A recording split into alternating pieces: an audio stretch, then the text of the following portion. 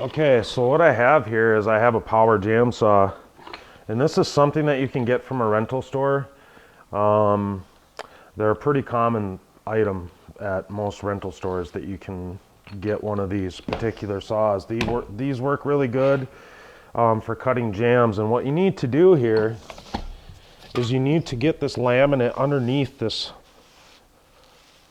You can see, I'll flip it over. It's going to slide right underneath that now. So it's going to have a nice professional look, like this is built on top of it, and that's really what you want. This is one type of saw. Now you can do it this way too and use some sort of a saw like this.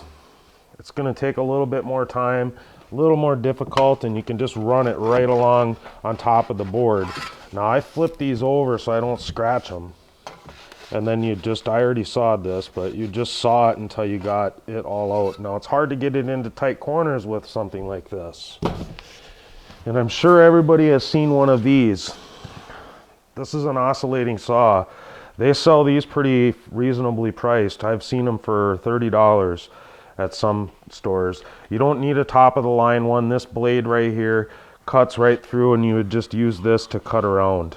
It takes a little bit more time with something like this, but these are really nice to have.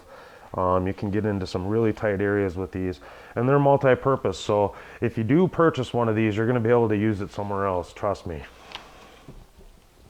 And so the key thing that you want to do is make sure you take a scrap piece of laminate or a full piece like I did. Make sure that you got pad underneath to lift it up to the right height, and then flip that piece over so you don't damage it unless it's a scrap. And that's basically all you do for cutting jams.